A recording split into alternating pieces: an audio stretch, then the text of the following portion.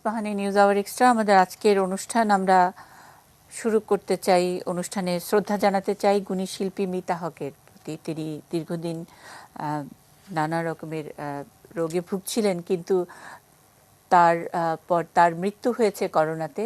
গত 7-8 দিন ধরেই তিনি করোনা নিয়ে রাজধানীর একটি হাসপাতালে ভর্তি ছিলেন এবং আজকে ভোরবেলা তার মৃত্যু খবর এসেছে। বাংলাদেশে এরকম একজন গুণী শিল্পী, রবীন্দ্র গানের মানুষ, এরকম দরদি কণ্ঠ আমি জানি না আর কত বছর লাগবে এরকম আরেকটা মিতা হক বাংলাদেশে জন্ম নিতে। তার প্রতি আমাদের শ্রদ্ধা জানিয়ে আজকের অনুষ্ঠান শুরু করছি। যেখান থেকে আমরা মৃত্যুর খবরগুলো পাই, আইসিইউতে এখন প্রতিদিনই প্রতি সকাল হয় মৃত্যুর খবর জেনে। আইসিইউতে যারা প্রতিক্ষণ এই খবরগুলো দিচ্ছেন অথবা বাঁচানোর জন্য প্রাণপণ চেষ্টা করেন মানুষগুলোকে করোনার হাত থেকে, তাদেরকে নিয়ে আমাদের আজকের আয়োজন। আইসিইউ থেকে যারা সরাসরি এই সব জায়গায় কাজ করেন, বিভিন্ন আইসিইউতে কাজ করেন, তাদের মধ্য থেকে কয়েকজন আজকে আমাদের সঙ্গে যুক্ত হয়েছেন। আমরা ঢাকা মেডিকেল কলেজ হাসপাতালের মেডিসিন বিভাগের indoor medical officer doctor Dipankar ঘোষকে পেয়েছি, সরাসরি স্টুডিওতেই পেয়েছি। তিনি 2020 সাল একেবারে পুরো করোনা কাল যদি বলি, সারা বছর আইসিইউতে সার্বক্ষণিক ডিউটি দিয়েছেন। এখন কোভিড নন কোভিড দুটো ভাগ হয়েছে ঢাকা মেডিকেল কলেজে। আপাতত নন কোভিডে ডিউটি করছেন, কিন্তু দুদিন পরই তো নন কোভিডটা কোভিড হয়ে যাচ্ছে। সেই অভিজ্ঞতাটা নিশ্চয়ই আমি ডক্টর দীপঙ্কর ঘোষের কাছ থেকে শুনবো। আর যারা যুক্ত হয়েছেন, শহীদ সোহরাওয়ার্দী মেডিকেল কলেজ হাসপাতালের ফ্লু কর্নারের ইনচার্জ ডক্টর আল আমিন সেতু আমাদের সঙ্গে যুক্ত হয়েছেন। আমরা পেয়েছি ঢাকা মেডিকেল কলেজের কোভিড ইউনিটের চিকিৎসক ডক্টর তুষার মাহমুদকে, আছেন critical care department central police হাসপাতালের junior consultant doctor Mohammad Azharul Islam Talukdar, এবং ইউনিভার্সাল মেডিকেল কলেজ হাসপাতালের কোভিড ডেডিকেটেড জোনের chief medical officer doctor Mahir Mubir. ডাক্তারদের বাইরে আরও একজন মানুষকে আমরা আজকে পেয়েছি, যাকে আমরা মোটামুটি জোর করেই তার কাছ থেকে সময়টা নিয়েছি। তিনি পুলিশ হাসপাতালের প্রশাসনিক দায়িত্বে মোহাম্মদ সাইফুল ইসলাম শান্ত, অতিরিক্ত পুলিশ সুপার, সেখানে দায়িত্ব পালন করছেন। প্রশাসনের একজন মানুষ কিভাবে আইসিইউ থেকে আমাদেরকে অভয় দেন, আশ্বাস দেন, কিভাবে একটু রোগীকে এবং রোগীর আত্মীয় স্বজনকে চাঙ্গা রাখার জন্য চেষ্টা করেন, তার কথাও আমরা তার কাছ থেকে শুনবো। তবে যেটা বলছিলাম, আজকে সকল শ্রদ্ধা, সকল ভালোবাসা, সকল তথ্য, সব কিছুই মিতা হকের জন্য। তার প্রতি আমাদের অগাধ শ্রদ্ধা। সাজিদা সুইটির রিপোর্টটি দেখে আজকের অনুষ্ঠানটি শুরু করব। নির্মল কর মঙ্গল করে মলিন মর্ম মুছায়। শুধু গাইতেন না, তিনি রবীন্দ্রসঙ্গীত যাপন করতেন। মিতা হক সঙ্গীতেই বাঁচতেন। বাংলাদেশ বেতারের সর্বোচ্চ গ্রেডের তালিকাভুক্ত শিল্পী তিনি। চাচা ওয়াহিদুল হক, ওস্তাদ মোহাম্মদ হোসেন খান, সঞ্জিদা খাতুনের প্রিয় ছাত্রী ছিলেন। 1990 সালে প্রকাশিত হয় রবীন্দ্রসঙ্গীতে মিতা হকের প্রথম অ্যালবাম আমার মন মানে না। এ পর্যন্ত সব মিলিয়ে প্রায় 200টি রবীন্দ্রসঙ্গীতে কণ্ঠ দিয়েছেন। বাংলাদেশ ও ভারত মিলিয়ে একক অ্যালবাম আছে মোট 24টি। 2016 সালে পেয়েছেন শিল্পকলা পদক এবং 2020 সালে 21 পদক। নিজেরা মানুষ হওয়া এবং আর 10 জনকে মানুষ করে গড়ে তোলা।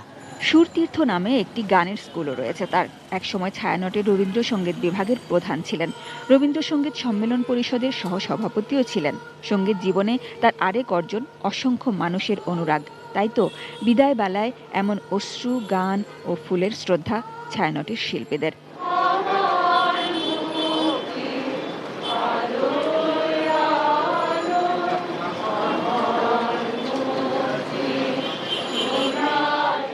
একমাত্র কন্যা জয়িতা জানান, মিতা হক 5 বছর ধরে কিডনি রোগে ভুগছিলেন। তবু নিয়মিত ডায়ালাইসিস নিয়ে ভালোই ছিলেন, কিন্তু এবার করোনায় আক্রান্ত হয়ে মানসিক ও শারীরিকভাবে কিছুটা দুর্বল হয়ে পড়েন। হাসপাতালে আনার পরে জানা যায় যে স্ট্রোকের সঙ্গে ওনার হার্ট অ্যাটাকও হয়েছিল, আর ওনার রক্তেও একটা সংক্রমণ দেখা গেছে। করোনা যে কত মানুষকে নিয়ে যাবে আর যে কত এরকম আমাদের অভাব ঘটবে। মিতা হকের জন্ম 1962 সালের সেপ্টেম্বরে ঢাকায়। সঙ্গীত ও জীবনের সঙ্গী ছিলেন প্রয়াত অভিনেতা খালেদ খান। ওয়াহিদ ভাইয়ের কাছে আমরা গান শিখেছি, খালেদ খান, মিতা হক আর আমি। মিতার গান শুনে আমার সকাল শুরু হতো, আমার রাত শেষ হতো। অনেক যত্ন করে গানটা শিখিয়েছেন, কিভাবে চুল বাঁধতে হবে, কিভাবে টিপ পরতে হবে, কিভাবে শাড়ি পরতে হবে। মিতা হকের ব্যক্তিত্বের বিস্তার কেবল সঙ্গীতে নয়, সাংস্কৃতিক অঙ্গনে রয়ে যাবে বহুকাল। শুধু সঙ্গীতের ক্ষেত্রে শূন্যতা নয়, আমাদের চেতনার ক্ষেত্রেও একটা শূন্যতা তৈরি হচ্ছে। বেলা 11টায় ছায়ানটে শেষ শ্রদ্ধা জানানোর পর মিতা হকের মরদেহ নেওয়া হয় কেরানীগঞ্জের বড় মনোহারিয়ার গ্রামের বাড়িতে। বাদ জোহর জানাজা শেষে সেখানে বাবা মায়ের কবরের পাশে সমাধি হয় তার। Sajeda Sweety, ATN news, Dhaka. মিতা হকের প্রতি শ্রদ্ধা জানাতে গিয়ে যেমন করে বলছিলেন তার সহযোদ্ধারা যে করোনা কি আমাদের আরো কতজনকে নিয়ে যাবে, এই আশঙ্কা, এই আত্মচিৎকার কিন্তু প্রতিদিনই আইসিইউতে বসে অনেকেই শুনছেন। আমরা একেবারে আইসিইউ থেকে সরাসরি আজকে শুনতে চাই আইসিইউর অভিজ্ঞতা থেকে। স্টুডিওতে দীপঙ্কর আছে, দীপঙ্করের কাছে একটু পরে যাই। মাহির মুবির আগে ইউনিভার্সাল মেডিকেল কলেজ হাসপাতালের কোভিড ডেডিকেটেড জোনের চিফ মেডিকেল অফিসার, তাকে শুনি আইসিইউ থেকে কথা বলছেন মাহির। এই 2021-এর করোনা আর 2020 আপনারা একরকম করে হ্যান্ডেল করেছেন, দুটোর পার্থক্য যদি বলি, এই এখনকার আর 2020-এর করোনা, আপনার অভিজ্ঞতা, প্রতিদিন যেমন করে রোগী হ্যান্ডেল করছেন, সে অভিজ্ঞতা থেকে কোন তথ্যটি, কোন অভিজ্ঞতাটি আমাকে প্রথমে বলবেন? জি, আসসালামু আলাইকুম। বিসমিল্লাহির রহমানির রহিম। আমি doctor Mahir, chief medical officer, covid dedicated zone হিসেবে আছি ইউনিভার্সাল মেডিকেল কলেজে। তো আমরা কোভিড প্যান্ডেমিকের শুরু থেকে এখন পর্যন্ত নিয়ার অ্যাবাউট 10 মাস যাবত কোভিড ডেডিকেটেড পেশেন্টদেরকে আমরা সার্ভ করে যাচ্ছি এই হসপিটালে কমপ্লিট সেট আপ নিয়ে। আমাদের নিয়ার অ্যাবাউট 50টা বেড আছে আইসিইউ কেবিন ওয়ার্ড হিসেবে। বাট এখন এটা কথা না, কথা হচ্ছে এই কোভিড প্যান্ডেমিকে আমার এবং আমাদের ফেলো কলিগদের এখানে আমাদের যে এক্সপেরিয়েন্সটা, সেটা অনেকটাই কঠিন। আমি একটু জাস্টিফাই করব আমার স্টেটমেন্টটাকে। এই দুটো ওয়েভ আমরা ফেস করছি। কোভিড সম্পর্কে কম বেশি ধারণা আমাদের সবারই আছে, কিন্তু এই যে দুটো ওয়েভের ডিফারেন্সটা 2020 2021 দুটো ওয়েভের যে ডিফারেন্সটা, সেটা আমি একটা আমার পার্সোনাল এক্সপেরিয়েন্স দিয়ে আমি আপনাদেরকে বোঝাতে চাই। প্রথম 2020-তে ফার্স্ট যে ওয়েভটা আসছিল, সেখানে কিছু ধরা বাঁধা বা স্পেসিফিক কিছু পেশেন্ট পেতাম যারা আইসিইউ পর্যন্ত আসতো আমাদের কাছে, যেমন বয়স্ক রোগী, তাদের মধ্যে আবার কারো যদি প্রেশার, ডায়াবেটিস, হার্টের রোগ, কিডনির রোগ এটসেট্রা এই ধরনের ক্রনিক ডিজিজ থাকতো, তারা আইসিইউতে ক্রিটিক্যাল লেভেল থেকে ফ্যাটালিটি পর্যন্ত পৌঁছে যেত এবং হয়তোবা লাইফ সাপোর্টও চলে যেত এবং সেটা মর্টালিটি পর্যন্ত চলে যেত। এবং সেইভাবেই আমরা এই আমাদের প্রোটোকল মেনে সেগুলোকে ট্রিট করে আসছিলাম। বাট তারপরে মাঝখানে কোভিডটা আমাদেরকে কিছু শিথিল ভাব দেখালো, আমরাও হোপফুল হয়ে উঠলাম, কিন্তু বাই দ্য মিন টাইমে আমাদের এটার সেকেন্ড ওয়েভ ফেস করতে হচ্ছে। যেটার একটা এক্সাম্পল দিই আমি। গত 4 তারিখে, এ মাসের 4 তারিখে 31 বছর বয়স্ক একটা পেশেন্ট আমাদের কাছে আসে, পুরুষ পেশেন্ট, 5-6 দিনের সিমটমস নিয়ে, জ্বর এবং শ্বাসকষ্ট। বাট আমরা হোপফুল ছিলাম যে হ্যাঁ, উনি রিকভার করে যাবে। বাট আইসিইউতে আসার পরে আমাদের এই আশাটা মানে কিছুটা নিরর্থক হয়ে যায়। কারণ হচ্ছে আজকে এখন পর্যন্ত এটার আপডেট হচ্ছে তার যে কোনো সময় তাকে আমাকে লাইফ সাপোর্টে দেয়া লাগতে পারে। পেশেন্টের ডায়াবেটিস নেই, প্রেশার নেই, কিডনি রোগ নেই, হার্টের রোগ নেই, বা অন্য ধরনের ক্রনিক রোগ নেই। তো এটা দিয়ে আমার এটাই বলার যে এখন যে সেকেন্ড ওয়েভ বা এখন কোভিডের যে আলটিমেট যে অবস্থাটা, সেখানে বয়স, জেন্ডার বা অন্য কোনো কিছু, এগুলো কোনো কিছু বাছবিচার করছে না। আমাদের যে কোনো কেউ আমাদের অসচেতনতার জন্য এই ক্রিটিক্যাল অবস্থা আমাদের এসে দাঁড়াতে হতে পারে। আমরা খুব ক্লোজলি এই দুরবস্থাটা দেখতে পাচ্ছি, তো সেজন্য সেই এক্সপেরিয়েন্স থেকে আমি কথাগুলো বলছি। এটা অনেক কঠিন, অনেক কঠিন একটা বাস্তবতা, শুধু আমাদেরকে না, as a health service provider যে করছে তার ফ্যামিলি এবং কমপ্লিট তার সারাউন্ডিংস, খুব কঠিন বাস্তবতা তাদেরকে দেখতে হচ্ছে। আমরা যদি এখনো এসে এই বাস্তবতাটাকে স্বীকার না করি এবং সেই অনুযায়ী না চলি, সেটা আমাদের জন্য আরো ভয়াবহ হয়ে দাঁড়াতে পারে। তো এটাই ছিল আর কি বেসিক ডিফারেন্স আমার চোখে ওকে, এতদিনের আমার মাহির, এই কোভিড এর ডক্টর পথ মাহির, চলায়। আমি একটু জানতে চাই যে কত তাড়াতাড়ি খারাপ হয়ে যায়, মানে যদি বলি যে 2020-এরটা ফার্স্ট ওয়েভ এবং এটা সেকেন্ড ওয়েভ, 2020-এ আপনারা চিকিৎসা দিয়েছেন কোভিড, আমরা 2020-এ যেটা দেখেছি যে কোভিড সাসপেক্ট আসছে, কিন্তু একেবারে নিশ্চিত না হলে হাসপাতালগুলোতেও ভর্তি নিচ্ছিল না, এবং কোভিড টেস্ট করতে কমপক্ষে 48 ঘন্টা তো আমাদের সেই পজিটিভ বা নেগেটিভ রেজাল্টটা আসতে লাগতো। সেই 48 ঘন্টাও কিন্তু রোগীরা ওয়েট করতো, বাড়িতেও আইসোলেশনে থাকতো সেরকম। কিন্তু এখন কি অবস্থা, মানে এখনো তো অনেকে তো আর কোভিড কি নন কোভিড সেই টেস্ট করার মতো সময়টাও তো দিচ্ছে না, মানে যেটা আপনারা আমাদের সঙ্গে নানান সময় শেয়ার করে থাকেন। আমি একটু জানতে চাই কত তাড়াতাড়ি খারাপ হচ্ছে। জি, ধন্যবাদ আপনাকে। আগের প্রথম যে ওয়েভটা ছিল, ফার্স্ট ওয়েভে, আমরা যেটা দেখতে পেয়েছিলাম যে হ্যাঁ, একটা টিপিক্যাল কেস কোভিডের দেখা যায় 1 থেকে 14 দিন পর্যন্ত আমরা এটাকে সিমটমেটিক জোন বা ক্রিটিক্যাল জোন হিসেবে দেখতাম। যে কোনো সময় পেশেন্ট খারাপ হতে পারতো, কিংবা ওই সময় পর্যন্ত তার স্পেসিফিক কিছু ট্রিটমেন্ট চালালে হয়তোবা একটা আশার আলো থাকতো।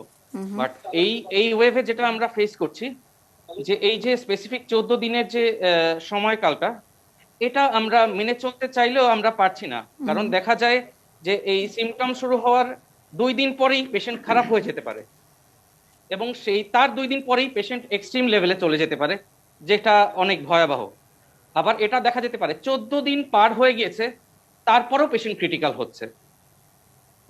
আচ্ছা, তো আলটিমেটলি এই প্যাটার্নটা, সেকেন্ড ওয়েভের প্যাটার্নটা খুবই ফিশি একটা সিচুয়েশন নিয়ে আসছে আমাদের জন্য, যে আর এখানে কোনো সিমটমটা কি, ধরাবাঁধা নিয়ম আমরা এখন করতে পারছি না। রাইট, সিমটম তো আগে যেরকম করে বলতেন যে হালকা একটু জ্বর হবে, কাশি থাকবে, গলা ব্যথা থাকবে, তারপরে সেই মতো অনেক পরামর্শ আপনারা দিতেন যে গার্গেল করেন ইত্যাদি, কিন্তু এখন কি আর সেই আগের সিমটমে আছে নাকি সিমটম কিছুটা পাল্টেছে? জি, এই পারপাসে আমি বলবো সিমটম, টিপিক্যাল সিমটম কোভিডের যেসব, সেই টিপিক্যাল সিমটম গুলো রয়েই যাচ্ছে, সেগুলো আমরা একেবারেই সাবসাইড করতে পারবো না, অবশ্যই করব না কেউ আমরা। কিন্তু সাথে এই নতুন ওয়েভে, সেকেন্ড ওয়েভে আমরা আরো কিছু দেখতে পাচ্ছি, যেমন চোখ লাল হওয়া নিয়ে আসছে, সাথে জ্বর, কিন্তু দেখা যাচ্ছে শ্বাসকষ্টও নেই কিংবা কাশিও নেই, চোখ লাল, গলা ব্যথা থাকতে পারে, জ্বর আসছে। এছাড়া দেখা যায় যে পেটে ব্যথা হচ্ছে, সাথে পাতলা পায়খানা থাকতেও পারে, নাও থাকতে পারে। অ্যাকচুয়ালি এই কিছু কিছু ছোটখাটো জিনিস সিমটোম্যাটিক ভাবে অ্যাডেড হচ্ছে নতুন সিমটম হিসেবে এই আচ্ছা। কোভিডের কেসে। আচ্ছা, আমি কিন্তু আপনার একেবারে এই আপনি করোনা ইউনিট থেকেই বসে কথা বলছেন, ব্যক্তিগত কিছু অভিজ্ঞতার কথাও শুনবো, যে সারাক্ষণ পিপি পরে থাকছেন, এই N95 মাস্ক পরে পুরো ফুল মানে গেজেট নিয়ে আপনাদেরকে থাকতে হচ্ছে। এটা কিভাবে, মানে গত 1 বছরে নিশ্চয়ই অ্যাডজাস্ট হয়ে গেছে। আর অন্যান্য কোনো ব্যক্তিগত কোনো পেশেন্টের কোনো উদাহরণও যদি যোগ করার থাকে, অন্য কেউ কথা বলার সঙ্গে যদি আপনার কোনো একটি ঘটনা মিলে যায়, তখনও আপনি একটু দৃষ্টি আকর্ষণ করতে পারেন, আমরা আপনার কথা আরও শুনতে চাই। আমি একটু দীপঙ্কর ঘোষের কাছ থেকে শুনি, স্টুডিওতে আছেন। দীপঙ্কর ঘোষকে মোটামুটি মেডিকেল কলেজ হাসপাতাল থেকে আমরা স্টুডিওতে নিয়ে এসেছি। দর্শক, আপনাদেরকে আশ্বস্ত করতে চাই, যথেষ্ট দূরত্ব বজায় রেখেই আমাদের স্টুডিওর অতিথিরা বসেন, বেশ খানিকটা দূরে অতিথিদের বসবার জায়গা, এবং খুব বেশি থাকেন না আমাদের এখনকার স্টুডিওতে, অতিথিরা খুব বেশি আসেন না, একসঙ্গে 2 জন অতিথিও আমরা আজকাল রাখি না। যাই হোক, দীপঙ্কর, আমি যেটা শুনতে চাই যে আগে কেমন করে আইসিইউতে পেশেন্ট ঢোকার সময় আগে কি বলা হতো এখন কি বলা হয়, যে গল্পটি করছিলেন, এটা আসলে যে কোনো সাধারণ মানুষ আপনার মতো একজন চিকিৎসকের কাছ থেকে শুনে এক ধরনের বার্তা নিশ্চয়ই পাবে। আমি একটু ওই গল্পই বলছি, ওই গল্পটুই একটু শুনতে চাই, যে অভিজ্ঞতার গল্প বলছিলেন। ধন্যবাদ। আজ থেকে 1 বছর আগেও আইসিইউ শব্দটা আমাদের বাঙালিদের কাছে একটা ট্র্যাজেডির মতো ছিল, যে একটা পেশেন্টের আইসিইউ লাগবে, ডাক্তার আইসিইউ বলছেন, এখানে হয়তো চিকিৎসক অথবা চিকিৎসক রিলেটেড যে কোনো হেলথ কেয়ার ওয়ার্কারের ব্যক্তিগত স্বার্থ জড়িত কিনা। আমরা সেই দৃষ্টিতে আইসিইউগুলোকে দেখতাম, যেহেতু আমাদের এখানে অধিকাংশ আইসিইউগুলো মানসম্পন্ন ছিল না একটা সময়। কোভিড যখন দেশে আসলো, যখন কোভিডের পারপাস আমাদের আইসিইউগুলোর প্রয়োজনীয়তা শুরু হলো, সেটা 2020-এর মার্চ মাস থেকে যদি আমরা ধরি, তখন থেকে কিন্তু আমরা একটু একটু করে রিয়েলাইজ করতে শুরু করলাম আইসিইউটা আমার জন্য কতটা ইম্পর্টেন্ট। আগে আইসিইউতে একটা পেশেন্ট নিলে আমরা ডাক্তাররা বা যারা আইসিইউতে ছিলাম পার্ট টাইম, ফুল টাইম বা যারা ব্যক্তিগত ডিউটির পাশে আইসিইউতে কাজ করত, তাদের সবার কিন্তু লক্ষ্য ছিল কখন বের হয়ে আইসিইউর বাইরে অপেক্ষারত পেশেন্টের অ্যাটেন্ডেন্টকে সুখবরটা দেবেন যে পেশেন্ট ইমপ্রুভ করছে বা দোয়া করেন পেশেন্ট ভালো হয়ে যাবে। আর এখন কোভিড ক্রাইসিসে এসে যদিও বিং এ হিউম্যান কথাটা বলা অনেকটাই লজ্জাস্কর, দুঃখজনক বা মর্মান্তিক, এখন কিন্তু এটা সত্য, যে দেখবে না জিনিসটা বা যে জানে না তার কাছে তো অবিশ্বাস্য মনে হবে, কিন্তু বাস্তবিক এটা সত্য। এই কারণে আমার ব্যক্তিগত অভিজ্ঞতা যেটা আমি দেখেছি, 2 দিন আগেও আমার পরিচিত একজন শিক্ষকের একজন রোগী যখন আইসিইউর অপেক্ষমান, যার স্যাচুরেশন 70 নিচে চলে যাচ্ছিল অক্সিজেন ছাড়া, তিনি যখন একটা আইসিইউর বাইরে ওয়েট করছিলেন একটা হসপিটালে, সেই হসপিটালে একজন চিকিৎসক বলেছিলেন, আমার আইসিইউর এত নম্বর বেডের একটা পেশেন্ট খারাপ, দোয়া করতে থাকেন, যদি উনি মারা যায় তবে আপনার রোগীটা আইসিইউ পাবে। মানে একজন চিকিৎসক হিসেবে কথাটা কতটা মর্মান্তিক হলে আরেকজন রোগীকে বলা যায় যে যদি সেই পেশেন্টটা মারা যায় সেই ক্ষেত্রে আপনার লোক আইসিইউটা পাবে। তো স্বভাবতই যিনি আইসিইউর বেড কাঙ্ক্ষী, তিনি স্বভাবতই তো চাবেন যে আমার রোগীটা যে কোনো মুহূর্তে যেন আইসিইউটা পায়। অর্থাৎ নিজের একটা রোগীকে বাঁচানোর জন্য আরেকজনের কারো মৃত্যু কামনা করার মতো একটা সময় আমরা দেখে পার করছি এখন। এটা হয়তো বাঙালি জাতি এর আগেও কখনো কল্পনাও করেনি। হয়তো আশা করব ভবিষ্যতে যেন এমন কোনো সিচুয়েশন না আসে আমাদের এমন আশা বা কল্পনা করতে হয়। দীপঙ্কর, আমরা করোনা যখন শুরু হয়েছে সেই ইটালির কথা কিন্তু মনে করতে পারি। ইটালিতে যে বয়োজ্যেষ্ঠদেরকে আইসিইউতেই তারা অ্যালাউ করছিল না, যে বড় অপেক্ষাকৃত তরুণদেরকে চিকিৎসা করা, এবং বয়োজ্যেষ্ঠরা করোনা আক্রান্ত হলে তারা তাদের মতো করে স্বাভাবিক নিয়মে, কেউ সুস্থ হলে হবে, না হলে নাই, মৃত্যুবরণ করুক, অনেকটা ওই রকমই। তখন আমরা নির্মমতা, নিষ্ঠুরতা ইত্যাদির কথা বলেছি, কিন্তু রিয়ালিটি তো তাই। একটা দেশে তো মাথাপিছু আইসিইউ থাকে না, কিন্তু করোনা এমন করে ওই যে ঈদে বাড়ি ফেরার মতো এক ধরনের ইনফ্লাক্স এখন হয়েছে, এবং সেটার পেছনে আমাদের কি কোনো অবদান আছে আসলে? ব্যক্তিগতভাবে আইসিইউ জিনিসটাই তো স্পেশালিস্ট একটা জায়গা। একটা হসপিটালে যদি 100 পেশেন্ট ভর্তি হয়, তার মধ্যে আইসিইউ লাগে হাতে গোনা কয়েকজনের, নির্দিষ্ট কিছু অসুখ বা ক্রিটিক্যাল কোনো পেশেন্ট ছাড়া আইসিইউ প্রয়োজন পড়ে না। তো সেক্ষেত্রে আমরা যে গণহারে কেন আইসিইউ নাই, কেন ক্রাইসিস, এই কেনটার আসলে কোনো উত্তর নাই, কারণ বর্তমানে সারা দুনিয়াতে আইসিইউ ক্রাইসিস। এখন আমরা ফিল করছি বলে হয়তো আমরা একে অন্যকে দোষারোপ করছি, কেউ চিকিৎসকদের দোষারোপ করছেন, কেউ সরকারের ব্যবস্থাকে দোষারোপ করছেন। এখানে সব সরকারের ব্যবস্থা বা চিকিৎসকের দায়, ব্যাপারটা এমন নয়। আমাদের দেশে কিন্তু 1 বছর আগেও যে পরিমাণ আইসিইউদের দেশ চলছিল, তখন কিন্তু ক্রাইসিস বলে কিছু ছিল না। এখন একটা প্যান্ডেমিক চলছে, মানুষের চলাফেরা একটা সময় সীমিত ছিল, 1টা বছর ক্রস করে এসে আমরা কিন্তু এখন অনেকটা রেকলেসলি চলাফেরা করছি। এটা মেনে নিতে কষ্ট হলো, এটা সত্য। শুধুমাত্র সরকার আমাদেরকে নিয়ন্ত্রণ করবে আর আমরা গাছাড়া ভাবে চলে যাবো, ব্যাপারটা কিন্তু তা না। সরকারের চেষ্টা কোনো দিক থেকেই কমতি নেই, বরঞ্চ কমতে আছে আমাদের কোঅপারেশনের। আমরা নিজেদেরকে ঘরে না রেখে যে হারে বাইরে বের হচ্ছি, আমার ধারণা বা আমাদের চিকিৎসকদের যেটা সন্দেহ, ভবিষ্যতে আইসিইউ না পেয়ে আরো কত পেশেন্টকে আমাদের এভাবে হারাতে হতে পারে, আমরা তা নিয়ে শঙ্কিত। আরো কথা শুনবো আমি ডক্টর দীপঙ্করের কাছ থেকে। আলামিন সেতু, অভিজ্ঞতার কথা শুনি।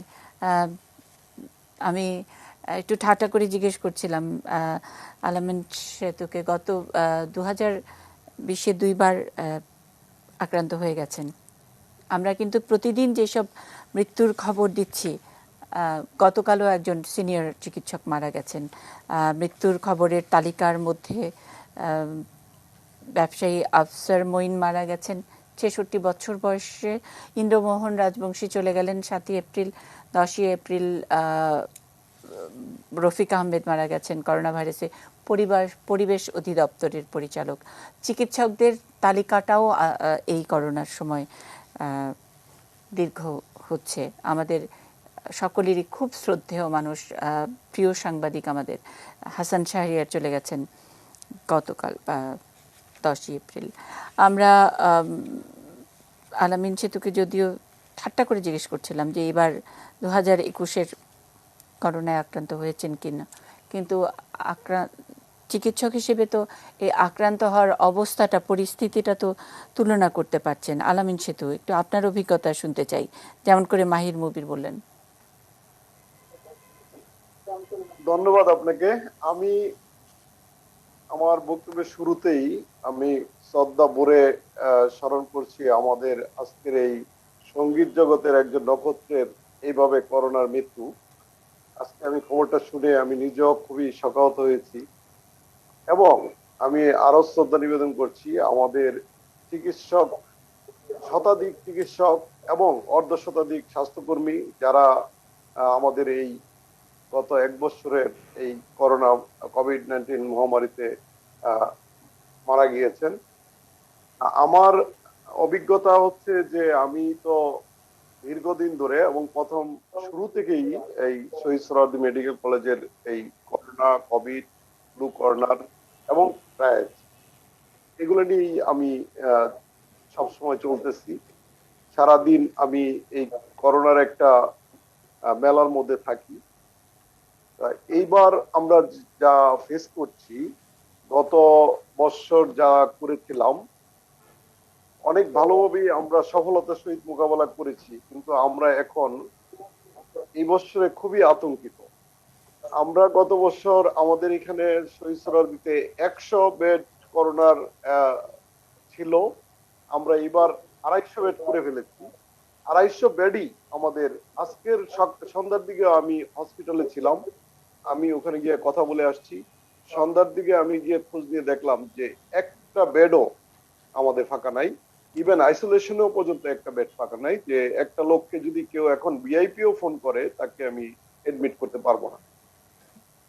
তো এই পরিস্থিতি আসলে কেন তৈরি হলো এটাও আমাদের বুঝতে হবে, যে আমরা ফার্স্ট ওয়েভের পরে মাঝামাঝি সময়ে আমরা আমাদের বিশেষ করে আমাদের মানুষ যারা নাগরিক সমাজ যেভাবে রিল্যাক্স হয়ে গিয়েছিলেন, এবং তারা যেভাবে এই বিভিন্ন জায়গায়, বিভিন্ন রিসোর্টে, বিভিন্ন মেলা, সবকিছু এইভাবে এত মানে সহজভাবে ওপেন করে দেওয়া আমাদের এটা ঠিক হয়নি। তো যার জন্য হয়তো আজকে আমাদের এই দ্বিতীয় ওয়েভ মোকাবেলা করতে গিয়ে আমাদের অসংখ্য প্রবলেম তৈরি হয়েছে। আমরা এখন এই সিরিয়াল দিতে আমরা যে কোভিড টেস্ট করি, সেই সিরিয়ালের আমার এখানে মারামারি হচ্ছে। আমাদের ইনডোরে অক্সিজেনের জন্য হাহুতাশ চলতেছে, কারণ আমার বেড হয়তো 250 করে ফেলেছি। যেহেতু আমার আগের সেট ছিল মাত্র 100 জনের, আমরা অলরেডি 250 সেট আপ তৈরি করেছি, কিন্তু সব জায়গায় কিন্তু আমরা অক্সিজেনও দিতে পারতেছি না। ফলে দেখা যায় যে আমরা যে রোগীটার অক্সিজেন লাগবে সেই রোগীটাকে এখন ওই আরেকটা রোগীকে সরিয়ে আমাদের আরেকটা রোগীকে অক্সিজেন দিতে হচ্ছে কিছু কিছু পয়েন্টে। তো যেহেতু 100-150 সেট আপ আছে, কিন্তু আমার রোগী আসছে 250। আমরা এইরকম ফেস করতেছি, এবং এটা একটা জটিল পরিস্থিতি আমরা মোকাবেলা করতেছি। এখন বাকিটা আল্লাহই সহায়, আমাদের কি হবে, আমরা ভবিষ্যতে কিভাবে আগাবো। আমরা আইসিইউর ভেতরের অভিজ্ঞতা, যে প্রতিদিন গত 2 সপ্তাহ বা 3 সপ্তাহ ধরে যে মৃত্যুর সংখ্যা আমরা বলছি 50-এর নিচে কিন্তু নামছে না।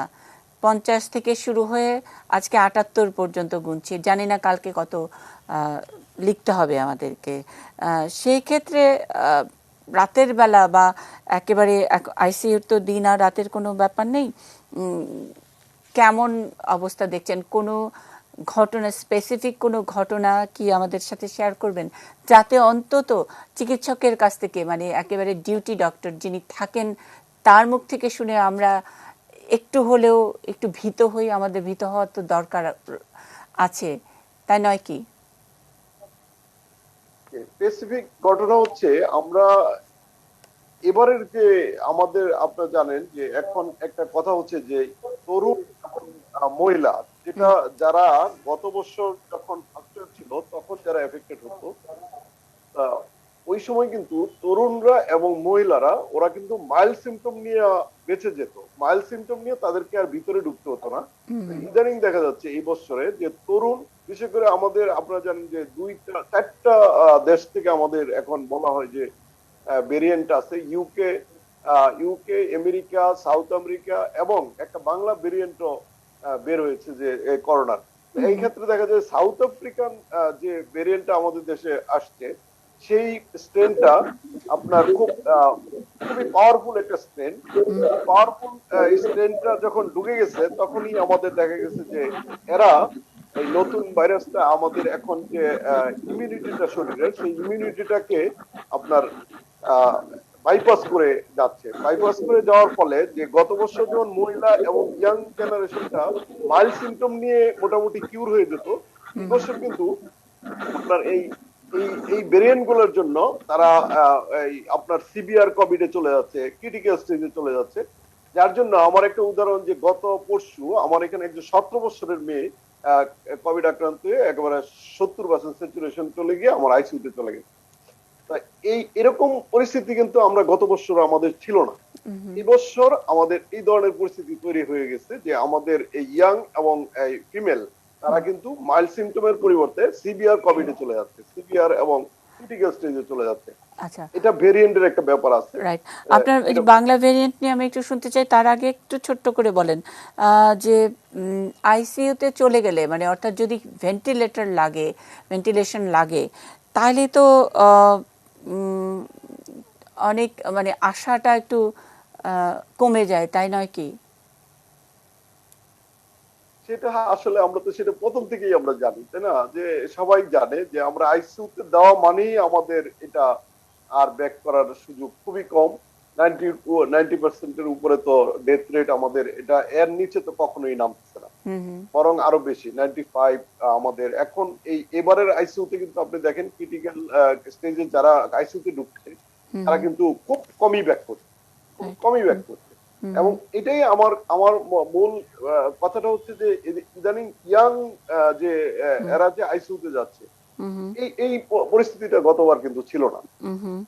এটাই আমাদের জন্য খুব শোকাবহ একটা পরিস্থিতি যে আমাদের তরুণ গ্রুপ এবার আক্রান্ত হয়ে আইসিইউতে যাচ্ছে, এবং সেই আইসিইউ থেকে তারা কিন্তু ব্যাক করছে, দু একজন করছে, কিন্তু আইসিইউতে গেলে 90% মর্টালিটি, এটার আর কোনো বিকল্প নাই। ইস্পাহানি নিউজ আওয়ার এক্সট্রায় আমরা আছি, আইসিইউ থেকে এই শিরোনামে কথা শুনছি। সরাসরি আইসিইউতে যারা যেসব চিকিৎসকেরা কাজ করছেন, আইসিইউ থেকে অনেকে সংযুক্ত হয়েছেন, তাদের কথা আরও শুনবো। নিশ্চয়ই সেই বিরতির পরবর্তী সময় পর্যন্ত আমাদের সঙ্গে থাকবেন।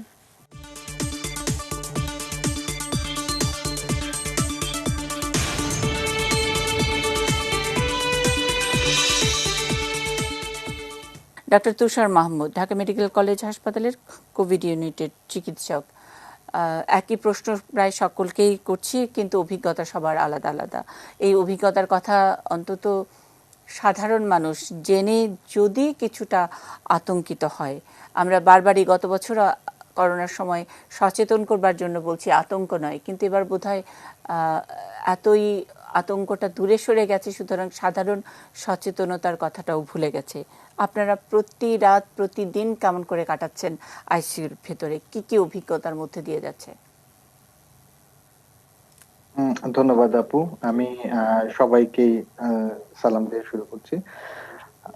আসলে এবার যেটা প্রথমে বললেন, আতঙ্কিত নয় সচেতনতা, এটা গতবার আমরা বলেছিলাম, কিন্তু এবার আমরা সবাই বলছি আতঙ্কিত হয়ে সচেতন হন। মানে আমি যে মাস্কটা পরবো সেটা ভয়ে ভয়ে পড়তে হবে। এবারকার ভাইরাসটা প্রচন্ড রকম সংক্রমণ ছড়াচ্ছে, খুব তাড়াতাড়ি ছড়াচ্ছে, এবং সব স্যাররা মানে সেতু ভাইয়া বললেন, দীপঙ্কর ভাইয়া বললেন, মাহির ভাইয়া বললেন যে আমাদের উপস্থিতি এই ভাইরাসটা এত একত্রিত ভাবে ছড়াচ্ছে, সেটা হচ্ছে গিয়ে আমাদের পেশেন্টকে খুবই তাড়াতাড়ি খারাপ করে দিচ্ছে। আমি যদি মাহির ভাইয়ের কথাটা ধরি, এই যে হাসপাতালে পেশেন্টগুলি যত খারাপ হচ্ছে, আমি বেসিক্যালি যে বাসায় রেখে চিকিৎসক দিচ্ছি টেলিমেডিসিনের মাধ্যমে, অনেক ডাক্তারের কিন্তু এই সেবাটা নিশ্চিত করছে। আমরা একটা জিনিস কিন্তু এবার নতুন দেখছি যে একটা ফ্যামিলির প্রত্যেকটা ফ্যামিলি মেম্বার ইনফেক্টেড হয়ে যাচ্ছে, পুরো ফ্যামিলি ধরে ধরে এবার হচ্ছে। এটা খুব ভয়ের একটা কারণ এই পর্যায়ে দেখা যাচ্ছে যে কে সেবা দিবে, হাজবেন্ড ওয়াইফ বাচ্চারা অসুস্থ, কে কাকে সেবা দিবে এটাই পাওয়া যাচ্ছে না। আমার কারেন্টলি আমি যদি অভিজ্ঞতা বলি, 3জন পেশেন্ট আছে আমার এখন, যাদের হাজবেন্ড ওয়াইফ দুইজনই খুবই ক্রিটিক্যালি সিক। আমি তাদেরকে হাসপাতালে যেতে বলছি, যখন রেফার করছি, তারা বলছে আমি পারবো না, বাচ্চা দুইটাকে কোথায় রেখে যাব, বাবা নানা নানির কাছে যে কেউ পাঠাবে সেই ভয়টাও পাচ্ছে না, কারণ আমি যে পাঠাবো নানা নানি আক্রান্ত হলে তাদেরকে কিভাবে সেভ করব। সো এইরকম ঝুঁকি নিয়ে কিন্তু অনেকে বলছে যে আমি বাসাতেই যা পারি চিকিৎসাটা করব। এর বাদে আমি যদি বলি যে এই যে করোনার মধ্যে যখন সংক্রমিত হচ্ছে, তখন কিন্তু পুরা ফ্যামিলির সবাই যে আক্রান্ত হচ্ছে, আমরা মনে করতেছি যে সবাই হয়তো একই রকম ভাবে খারাপ হবে না, কিন্তু আনফরচুনেটলি দেখছি একসাথে 3জন ফ্যামিলি মেম্বার খারাপ হয়ে যাচ্ছে। সিট পাওয়ার কথা তো মানে হাসপাতালে একটা সিটই ম্যানেজ করা যাচ্ছে না, আইসিইউ পর্যন্ত তো পরের কথা। আমরা এছাড়াও দেখতেছি ফ্যামিলি মেম্বার যখন আক্রান্ত হচ্ছে সবাই প্যানিক। এর আগের বার যেই প্যানিকটা ছিল যে নিজেকে নিয়ে, এখন কিন্তু দেখা যাচ্ছে ফ্যামিলি মেম্বারকে নিয়ে প্যানিক হচ্ছে। কিন্তু আমরা যে কাজটা করি পরে প্যানিক হই, প্রথমে আমরা কোনো গা করছি না। আমরা বলছি, দীপঙ্কর ভাইয়া বলছিলেন যেটা বাসায় থাকা উচিত সেটা আমরা মেনটেন করি না, আমরা গা ছাড়া দিছি। সরকার অনেক কিছু ব্যবস্থা করেছে, আমরা নিজেরা কোনো অ্যাওয়ারনেস নাই আমাদের মধ্যে। বইমেলা খোলা আছে, বইমেলাতে পুরা ভিড়, কিন্তু পাশেই যেখানে ভ্যাকসিন সেন্টার খোলা আছে, ভ্যাকসিন সেন্টারে 2-3 জন মানুষ রয়েছে। আমরা বুঝতেই পারি না কোনটা আমাদের জন্য অ্যাডাপ্ট করা গুরুত্বপূর্ণ। শুধু আমার স্বাস্থ্যের জন্য না, এই ভ্যাকসিনটা নিতে হবে আমার দেশের গ্রেটার মানুষের কথা চিন্তা করে। আমরা খালি চিন্তা করছি এই ভ্যাকসিন নিয়ে কি লাভ হবে, কিন্তু আমরা একবারও চিন্তা করতেছি না আমরা যে অযথা অ্যান্টিবায়োটিক খাচ্ছি তাতে আমাদের কি লাভ হবে। এই গত বছরের আমরা যে পরিমাণ অ্যান্টিবায়োটিকের ইউজ করছি, সব স্যাররা এখানে বলবেন যে এখনই আমরা পাচ্ছি অ্যান্টিবায়োটিক রেজিস্ট্যান্স, ভালো ভালো অ্যান্টিবায়োটিক গুলি কোনো কাজ করছে না। এবার সবাই আমরা ফেস করছি। খুবই ইম্পর্টেন্ট একটা কথা ডক্টর তুষার একটা খুব ভালো সূত্র ধরিয়ে দিয়েছেন যে আমরা মোটামুটি 2020-এ যেহেতু সিমটোম্যাটিক ট্রিটমেন্ট ছিল, অ্যান্টিবায়োটিক প্রথম দিকে অনেক বেশি ব্যবহৃত হয়েছে, সেটারই মানে কিছু খারাপ ফলাফল, সেটাই সেই ধরনের পেশেন্ট আপনারা পাচ্ছেন। নিশ্চয়ই তুষার আরও বলবেন। আমি ডক্টর মোহাম্মদ আজহারুল ইসলাম তালুকদারের কাছ থেকে একটু শুনতে চাই, দিন রাত কি কি অভিজ্ঞতার মধ্যে দিয়ে যাচ্ছেন।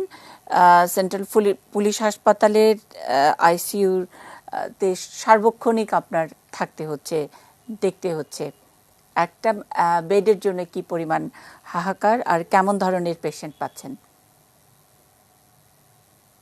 ধন্যবাদ আপনাকে, সবাইকে সালাম দিয়ে আমি শুরু করছি।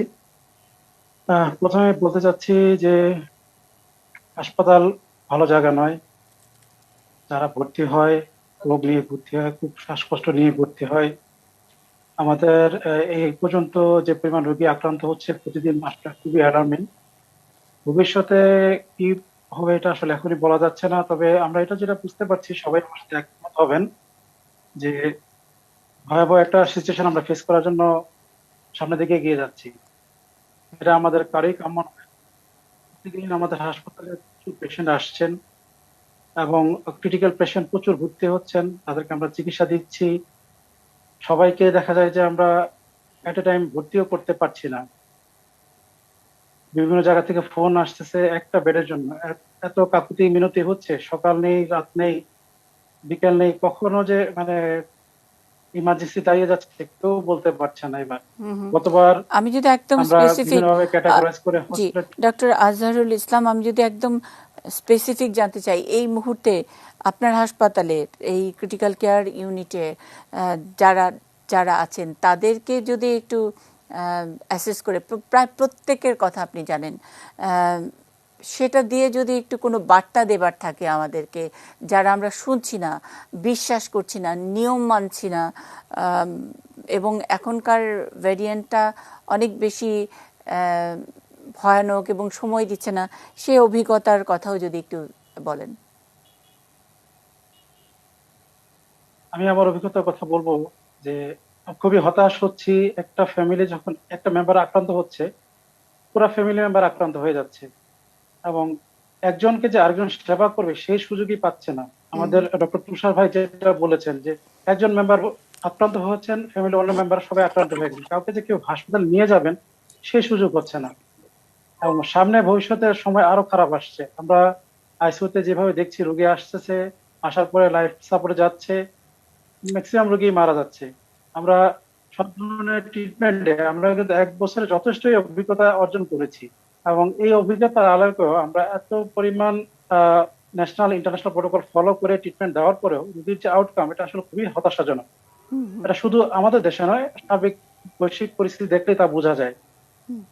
আপনি আজকে বাংলাদেশের আক্রান্ত সংখ্যা দেখেন, মৃত্যুর সংখ্যা দেখেন, অনেক বেশি। আমাদের পার্শ্ববর্তী দেশ ভারত, আক্রান্তের সংখ্যা 1.5 লক্ষ একদিনে, মৃতের সংখ্যা প্রায় 1000-এর কাছাকাছি হয়ে গেছে, 840 জন। এটা কিন্তু খুবই ভয়াবহ এবং খুবই অ্যালার্মিং। আমরা যদি এখনই সচেতন না হই, তাহলে এই মৃত্যুর সংখ্যা প্রতিদিন আরো বাড়তে থাকবে, এবং একটা পর্যায়ে যেটা হবে, এখন যেরকম আমরা হাসপাতাল পর্যন্ত পৌঁছাতে পারছি, হাসপাতাল পর্যন্ত পৌঁছাতে পারবো না। বাসায় বাসায় দেখা যাবে যে মানুষ পড়ে মরে আছে, মানে মারা গেছে, কিন্তু কেউ বলতেও পারবেন না। কারণ আমরা ঢাকা শহরে যারা থাকি, তারা দেখা যায় যে একটা আলাদা সেপারেট ফ্ল্যাটে থাকি, কেউ কারো খোঁজ খবর রাখে না, এবং যেটা হবে যে উদ্ধার হবে কিন্তু ডেড বডি বাসায় পাওয়া যাবে, এরকম একটা পরিস্থিতি মনে হয় আমার কাছে সামনে আসতেছে। তা আমরা যদি সাবধান না হই, বিশেষ করে সরকার আমাদেরকে সব ধরনের সুযোগ সুবিধা দিচ্ছে, কিন্তু আমরা নিজেদের ব্যাপারে যদি নিজেরা সচেতন না হই, আমরা যখন বাইরে বেরোচ্ছি একটা মাস্ক পরছি না, আমাদের বিচরণ যত্রতত্র হচ্ছে, এটা আসলে খুবই মানে কাম্য নয়। এটা নিজেদের সচেতনতার জন্য, নিজেদের ভালো রাখার জন্য যা যা করণীয় আমরা কোনো কিছুই করছি না। আমরা সামাজিক, আমাদের পরিবার আছে, আমাদের বাবা মা আছে, ছেলে মেয়ে আছে, সবার কথা চিন্তা করে অন্তত আমরা এই স্বাস্থ্যবিধিটা মেনে চলি, যেটা আমাদের জন্য খুবই ভালো হবে। এবং আমরা গতবারের মতো যদি মেনটেন করতে পারি, তাহলে আশা করি যে সামনের সময়টা আরেকটু ভালো যেতে পারবে। কিন্তু সেটা যদি মেনটেন না করি, তাহলে সামনের সময় আমাদের জন্য খুবই খারাপ হবে। মানে এখানে অনেক প্রশ্ন থাকে ডক্টর আজহারুল ইসলাম তালুকদার। আমরা বারবার বলছি যে এবার যখন নাকি 2020-এর করোনা পরিস্থিতি একটু ভালো হলো, দলে দলে সবাই বিচে গেল, দলে দলে সবাই বেড়াতে গেল, কিন্তু আমরা তো জানতাম যে 14 দিনের মধ্যে আক্রান্ত হবে। যদি আমরা ধরে নেই যে জানুয়ারি ফেব্রুয়ারিতে বেড়ানো যারা করেছেন, তাদের তো 14 দিনের মধ্যে, মার্চের 15 তারিখের মধ্যে করোনাটা হয়ে যাওয়ার কথা। তা এখন আমরা এপ্রিলের 13-14 বা এপ্রিলের 12 তারিখে যখন নাকি বলছি, তাহলে এই পেশেন্ট কারা? এরা কি এপ্রিলের 1 তারিখে বা মার্চের শেষ সপ্তাহে ঘোরাঘুরি করেছে, তাদেরকে পাচ্ছেন? তাদেরকে বা তাদের আত্মীয় স্বজনদেরকে জিজ্ঞেস করার কোনো সুযোগ থাকছে কিনা যে এরা কোথায় গিয়েছিল, কিভাবে কি মেনটেন করেছে, কি করে হলো করোনাটা, সেটাও জানতে ইচ্ছে করে। আর নতুন ভেরিয়েন্টের কথা বলছেন, নিশ্চয়ই আমরা সেই সব প্রশ্নের উত্তরগুলো শুনবো।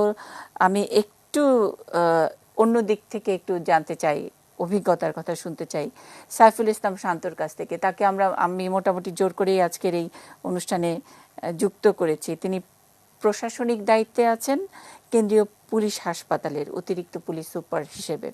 যেটা বলছিলেন আজহারুল ইসলাম তালুকদার, হাসপাতাল কিন্তু ভালো জায়গা না, একেবারেই মুমূর্ষু অবস্থায় মানুষ হাসপাতালে যায়, সেখানে কেউ আনন্দ করতে যায় না, ভালো কিছু হবে এমন কোনো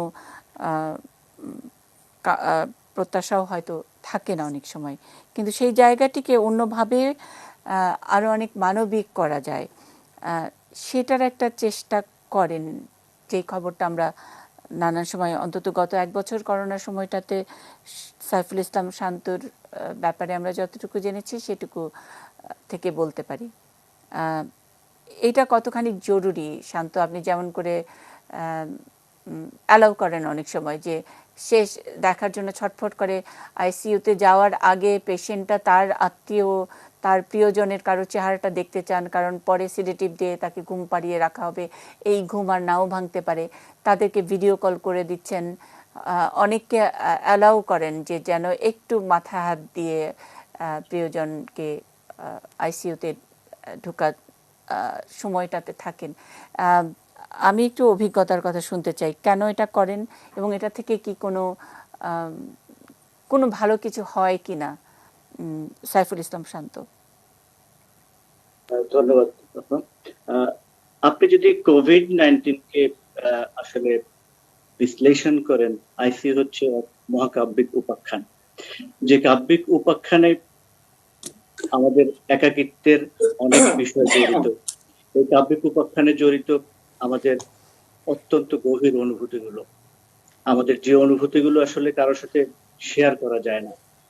একজন রোগী যখন ক্রমান্বয়ে আইসিইউতে ঢুকে, একটা অপরিচিত পরিবেশে, অপরিচিত নার্স, অপরিচিত ডাক্তার, কিছু রোগী শুয়ে আছেন, অত্যন্ত একটা মানসিক একটা ভগ্ন দশা থেকে কিন্তু উনি আইসিইউতে প্রবেশ করেন।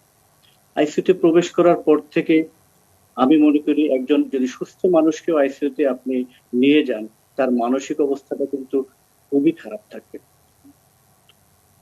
বাংলাদেশ পুলিশের আইজিপি ডক্টর বেনজির আহমেদ বিপিন বার মহোদয়ের নির্দেশনায়, আমাদের কিন্তু পুলিশ হাসপাতালের পরিচালক ডক্টর হাসান রাজার স্যারের নির্দেশনায় আমরা এই কোভিড কালে বিভিন্ন ধরনের পদক্ষেপ হাতে নিয়েছিলাম।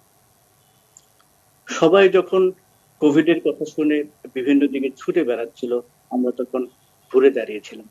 এই ঘুরে দাঁড়াতে গিয়ে আসলে রচিত হয়েছে একটা উপাখ্যান। সেই উপাখ্যানের মধ্যে আইসিইউ হচ্ছে সবচেয়ে কঠিনতম জায়গা।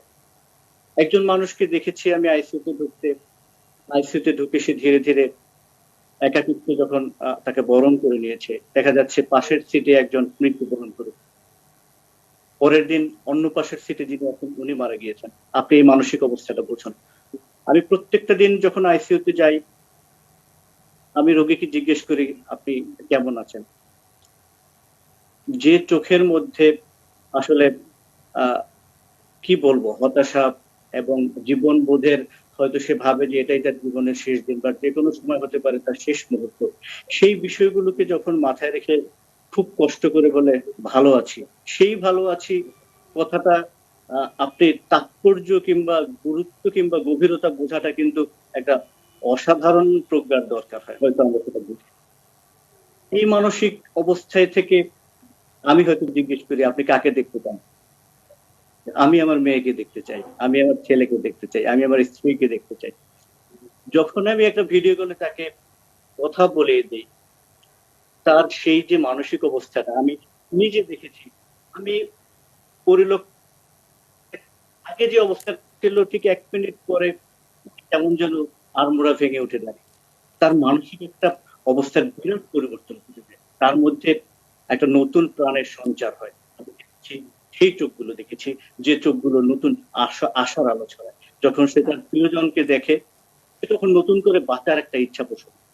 আমি জানি না ঔষধ কতটুকু কার্যকর হয়, আমি জানি না ঔষধ কতটুকু রোগ সারাতে পারে, তবে আমি জানি মানুষের একাকিত্ব দূর করে কিংবা মানুষকে সাহস দিয়ে এই কোভিড কালে তার রোগ অনেকটা সারানো সম্ভব। তার রোগ সারানো সম্ভব তাকে সাহস দিয়ে, তার পাশে দাঁড়িয়ে। এবং আমাদের আইজিপি স্যার যে কথাটা বারবার বলেন যে আমাদের কোনো রোগী যেন কখনো বুঝে না যে উনি একা আছেন। ওনাকে এই একাকিত্বটা দূর করাটা হচ্ছে আমাদের প্রথম চ্যালেঞ্জ। ওনাকে কখনোই আমরা বুঝতে দেই না যে ওনার কি উনি একা আছেন বা একটা বড় ধরনের একটা রোগী উনি আক্রান্ত। এমন অনেককে পেয়েছি, তার আত্মীয় পরিজন, তার ছেলে হয়তো মিশনে রয়েছে, তার উনি পুলিশের বা কোনো পুলিশ কর্মকর্তার বাবা, তাকে যখন সেই আমরা হোয়াটসঅ্যাপে কিংবা মেসেঞ্জারে যখন তাকে কথা বলিয়ে দিয়েছি, মনে হচ্ছে উনি বললেন যে আমার জীবনটা সার্থক হয়ে গেছে, আমার আসলে আমি এখন সুস্থ, আপনি দেখেন আবার টেস্ট করে দেন, আমি এখন কিন্তু আগের মতো অবস্থায় নেই, আমি এখন সুস্থ হয়ে গেছি। এই কথাটা কিন্তু আপনি তাকে যদি মেডিসিন 7 দিন দেন, তাহলে কিন্তু তার মধ্যে থেকে এই ধরনের একটা আত্মবিশ্বাস বের করে আনা কিন্তু সম্ভব না। যে আত্মবিশ্বাসটা আপনি তার পাশে গিয়ে তার কাছে মাথায় হাত বুলিয়ে যখন একটা কথা বলি, তখন কিন্তু তার মধ্যে একটা নতুন বেঁচে থাকার একটা অনুপ্রেরণা তৈরি হয়। সেটা একটা একটা নতুন ভাবাবেগ, ওই ভাবাবেগটা আসলে আমি ব্যাখ্যা করে কিংবা বিশ্লেষণ করে আপনাদের বোঝাতে সক্ষম হব না। তবে আমি নিজে যখন ওই অনুভূতিতে আমি স্থাপন করি যে আমি ওইখানে একা থাকলে আমার কি প্রয়োজন, কি চাই না, আমি সেই জিনিসটা দেওয়ার আমরা সেই জিনিসটা দেওয়ার আমরা কাজ করে যাই, তাকে সাহস দিতে আমরা কাজ করে যাই, তার মধ্যে একটু আনন্দ দিতে, থেকে তার চিন্তা যে ব্যক্তি রয়েছে ওই ব্যক্তিটাকে বাইরের দিকে নিয়ে অন্য চিন্তা তার মধ্যে, এতে আসলে মানসিক যে শক্তিটা দেয় এর ফলাফল আমার চোখে দেখা অসাধারণ। আমি জানি আমাদের সঙ্গে চিকিৎসকরা যারা আছেন তারা এই মানে একজন রোগীকে বলেছি আপনাকে বাঁচতে হবে, আপনার 3টা মেয়ে আছে, আপনাকে বাঁচতে হবে। উনি ভেন্টিলেটর থেকে উনি আসলে আমার কথাটা বুঝতে পারছিলেন। এই কথাটা শুনে ওনার চোখ থেকে দেখেছি এক ফোঁটা পানি পড়ে যাচ্ছে। উনি কিন্তু নড়াচড়া শুরু করেছিলেন। আমার কাছে মনে হয়েছে যে এই কথাটা কাজে লেগেছে। এই যে পাশে থাকা, এটা আমার মনে হয় এই মনের সাহস হচ্ছে সবচেয়ে বড় ঔষধ, এবং এই কাছে থেকে একাকিত্ব দূর করার প্রচেষ্টা হচ্ছে আপনার সবচেয়ে কোভিডকালীন নিরাময়ের এক অন্যতম অসাধারণ। আমি জানি যে আমাদের সঙ্গে চিকিৎসকেরা যারা আছেন তারা সকলেই, একজন মানে নন ডক্টর, তিনি প্রশাসনের একজন লোক, পুলিশের অতিরিক্ত পুলিশ সুপার, তিনি এই সাইকোলজিক্যাল থেরাপির কথা বলেছেন। সব চিকিৎসকেরা যারা আছেন আইসিইউ থেকে, এই আয়োজনে আইসিইউ থেকে সরাসরি যারা যুক্ত হয়েছেন সবাই এইটার উপরে কিছু না কিছু যোগ করবেন। বিরতির পরে ফিরছি এবং সবাই নিশ্চয়ই যার যার অভিজ্ঞতা থেকে এই সাইকোলজিক্যাল থেরাপির কথা বলবেন আমাদেরকে।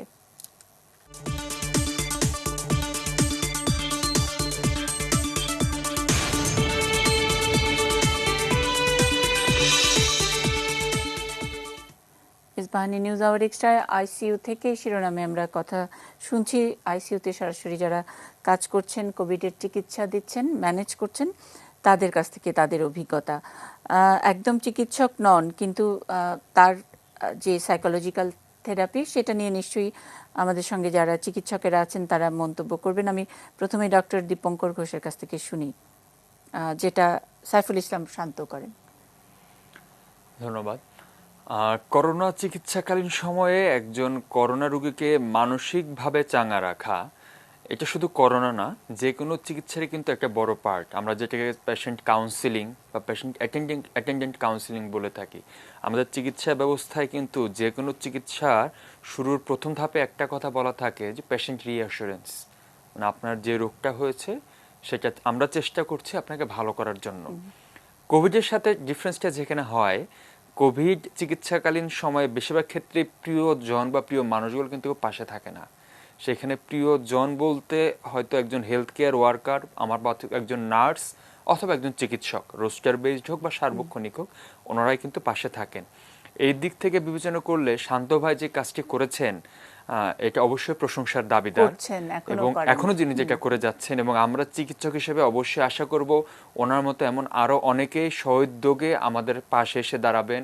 আমাদের পেশেন্ট, আমরা হয়তো অনেক সময় পেশেন্টের লোডের কারণে পেশেন্টকে পর্যাপ্ত সময়টুকু দিতে পারি না, আমরা ওভার লোডেড যেহেতু, তাদের মতো এরকম বড় মনা মানুষ যদি আমাদের পাশে থেকে আমাদের সাথে কাঁধে কাঁধ মেলান, তা আমরা হয়তো আরো অনেক মানুষকে এই ভালোবাসা দিয়ে আইসিইউ থেকে ফিরিয়ে নিয়ে আসতে পারবো। সাইকোলজিক্যাল থেরাপিটা তো খুবই গুরুত্বপূর্ণ। মানে আপনি একটু আগে কথায় কথায় বলছিলেন যে আপনার মানে থিসিসের বিষয়েও আপনি, হ্যাঁ, আমিও যেটা থিসিস যেটা করেছিলাম, আমার পরীক্ষার স্বার্থে যে থিসিসগুলো আমাদের করতে হয়, একটা সময় নর্মাল একটা টপিক নিয়ে করার ইচ্ছা ছিল, কিন্তু একটা সময় গিয়ে যখন দেখলাম যে এত লম্বা একটা সময় কোভিড নিয়ে যেহেতু কাজ করছি, তবে কেন আমার থিসিস পোর্শনটা কোভিড রিলেটেড হবে না, যেহেতু আমি আমার অনেক চিকিৎসক সহকর্মী, আমার শ্রদ্ধেয় শিক্ষক এবং নন মেডিকেল অনেক পার্সনদেরকে কোভিডের সঙ্গে অ্যাসোসিয়েটেড হতে দেখেছি।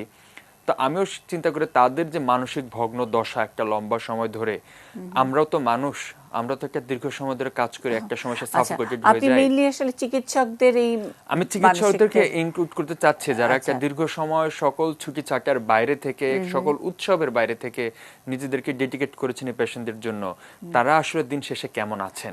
আমরা মানে 2020-এ যেটা শুনেছি পোস্ট কোভিড ট্রমা, কিন্তু সেটা চিকিৎসকদের মধ্যেই অনেক অনেক বেশি। অনেক বেশি।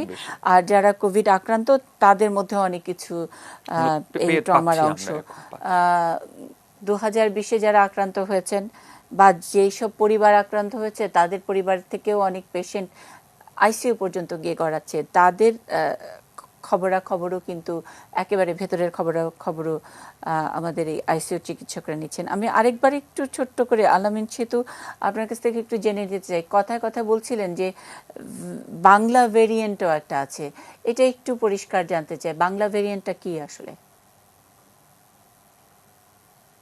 আনমিউট করবেন, একটু আনমিউট করবেন, জি একটু আনমিউট করবেন, জি।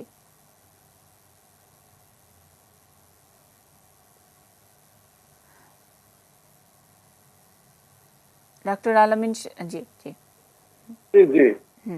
হ্যাঁ, আমি আমাদের বাংলা ভেরিয়েন্ট, যেটা আমাদের 4টা ভেরিয়েন্ট আমাদের দেশে আছে, আমি এটা পূর্ব বলেছি যে ইউকে, আমেরিকান এবং সাউথ আফ্রিকা এবং এবং আমাদের বাংলা ভেরিয়েন্ট।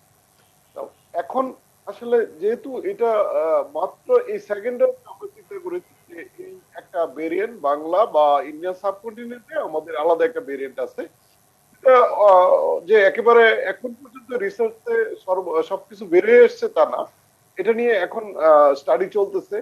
এটা হয়তো সামনে আমরা আরো ভালো জানতে পারবো। সেই ক্ষেত্রে আমরা এখন কিন্তু অত এটা নিয়ে অত মানে এখন পর্যন্ত ভালো তথ্য কিন্তু আমরা পাইনি। যেটা চলে আসতেছে, ভাইরোলজিস্টরা বলতেছে যে আমাদের এই বাংলা ভেরিয়েন্ট একটা আছে, যেটা এটারও আমাদের এই সিভিয়ারিটি বেশি, স্ট্রেনটার সিভিয়ারিটি বেশি, যার আপনার একদম ইয়াং জেনারেশন এবং এই এই মহিলা যাদের আগে অতীত হতো না তাদেরকে এই ভেরিয়েন্টটা অ্যাটাক করছে অনেক বেশি। আর পোস্ট কোভিড যে কমপ্লিকেশন, আপনারা জানেন যে পোস্ট কোভিড কমপ্লিকেশন নিয়ে আমি কিন্তু ডিল করি। আমার এখানে একটা পোস্ট কোভিড ক্লিনিক আছে, যেটা আমরা প্রতিদিনই আমরা কিছু রুগী দেখি। পোস্ট কোভিড আপনারা জানেন কোভিড এর পরে আমাদের কয়েকটা, যেমন কার্ডিওলজির একটা হৃদরোগের কিছু কমপ্লিকেশন হচ্ছে, কিছু রেসপিরেটরি কমপ্লিকেশন হচ্ছে, কিছু সাইকোলজিক্যাল এবং কিছু নিউরোলজিক্যাল কমপ্লিকেশন। সাইকোলজিক্যাল যে কমপ্লিকেশন, এটা আপনারা জানেন যে আমাদের একটা আগে থেকেই যে পোস্ট পিটিএসডি বলি আমরা, পোস্ট ট্রমাটিক স্ট্রেস ডিসঅর্ডার, যে একটা লোক যখন আইসিইউতে চলে যায় বা একটা সিভিয়ার ডিজিজে ভোগে, তখনই কিন্তু সে ওই ট্রমাটা থেকে যখন উঠে আসে, যেমন কেউ যদি আইসিইউ থেকে বের হয়ে আসে, তার কিন্তু পোস্ট ট্রমাটিক স্ট্রেস ডিসঅর্ডার সবচেয়ে বেশি।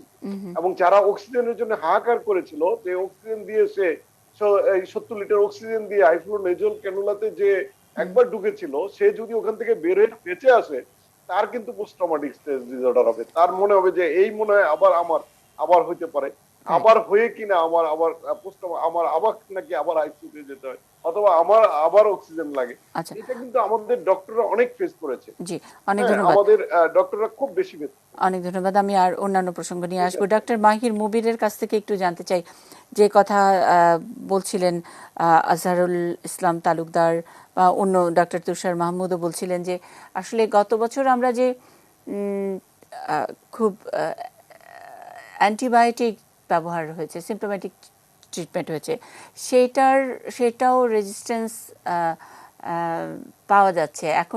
এখন যেসব পেশেন্টগুলো পাচ্ছেন সেটার একটা ফলো আপ পাচ্ছেন কিনা, মানে সেটা কাজ করছে না কোনো, এরকম পেশেন্ট কীরকম আসছে?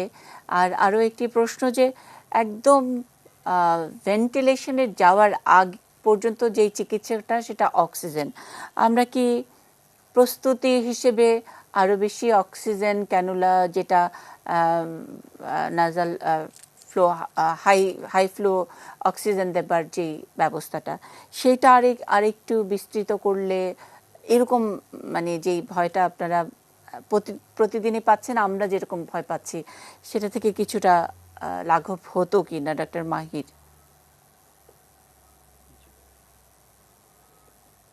ধন্যবাদ আপনাকে। আপনার প্রথম প্রশ্নটা ছিল অ্যান্টিবায়োটিক রিলেটেড এবং কোভিড ট্রিটমেন্ট প্রোটোকল রিলেটেড, যে আমরা অ্যান্টিবায়োটিক ইউজ করছি সেটা রেজিস্ট্যান্স ডেভেলপ করা রিলেটেড। তো প্রথমেই আমি একটা জিনিস ক্লিয়ার করে নিতে চাচ্ছি যে COVID-19 itself is a virus.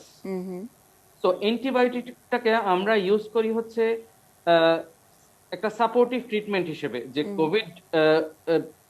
কোভিডকালীন সময়ে পেশেন্টের যে ধরনের ক্ষতিটা সাধন হয় ওই সময় অন্যান্য ব্যাকটেরিয়াগুলো যাতে তার উপর আক্রমণ করে তার কন্ডিশন আরো ডেটোরিয়েট করে না দিতে পারে। বাট এটাও সত্যি যে ওই সময়কালীন অবস্থায় যে অ্যান্টিবায়োটিক ইউজ করাটাও খুবই ইম্পর্ট্যান্ট। এখন আমি আইসিইউ রিলেটেড পার্সপেক্টিভ থেকে বলতেছি যে আমার কাছে মোটামুটি একটা বাধ্যবাধকতা চলে আসে যে আমি অ্যান্টিবায়োটিক, হাই ডোজ অ্যান্টিবায়োটিক একটা ক্রিটিক্যাল পেশেন্টকে দিব। আমার কাছে তো আর অপশন নেই। রাইট। বাট এইটার রেজাল্ট হিসেবে পরবর্তীতে কনসিকুয়েন্সটা চলে আসে, সেটা সামটাইমস অনেক ভালো ভালো বড় বড় ইম্পর্টেন্ট অ্যান্টিবায়োটিক্স গুলোর উপর রেজিস্ট্যান্স ডেভেলপ করে, যদি পরবর্তীতে তার ব্লাড বা ইউরিন কালচারে বা অন্য কোনো কালচারে কোনো গ্রোথ থেকে থাকে।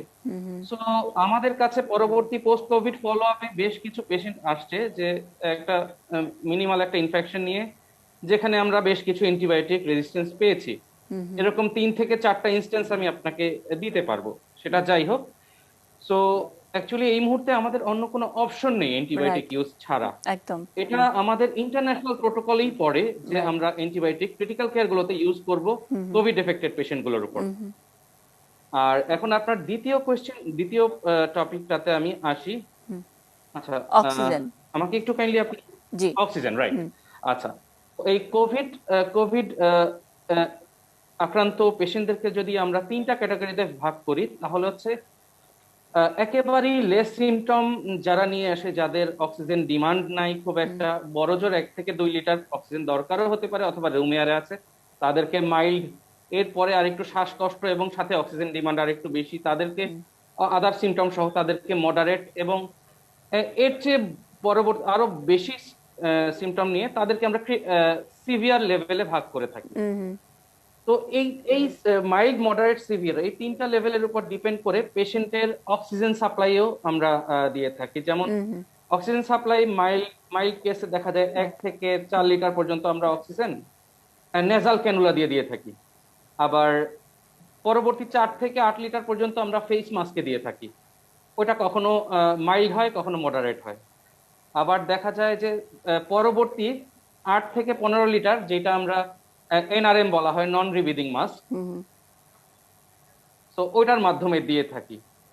তো এর পরবর্তীতে হাই ফ্লো, আরো ক্রিটিক্যাল হয়ে গেলে হাই ফ্লো নেজাল ক্যানুলা, পরবর্তীতে এনআইভি, নন ইনভেসিভ ভেন্টিলেশন, এবং তারও পরবর্তীতে আমাদের লাস্ট অপশন হিসেবে আমাদের ইনভেসিভ ভেন্টিলেশন, যেটাকে কমপ্লিট লাইফ সাপোর্ট বলা হয়।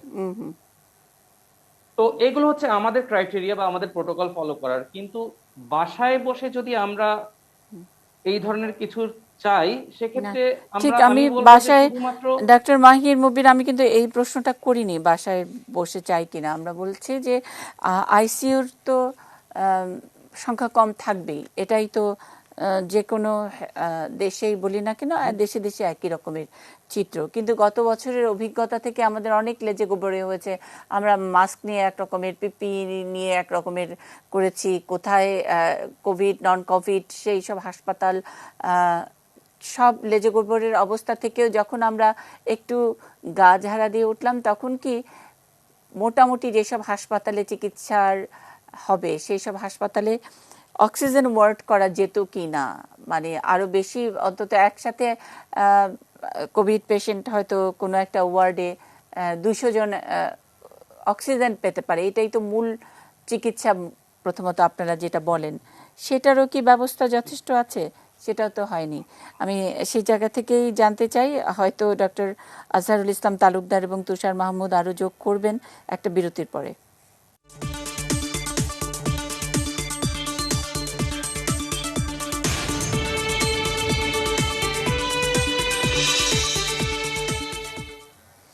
আইসিইউ থেকে ইস্পাহানি নিউজ আওয়ার এক্সট্রার আজকের শিরোনাম। ডাক্তার মোহাম্মদ আজহারুল ইসলাম তালুকদারের কাছ থেকে একটু শুনতে চাই।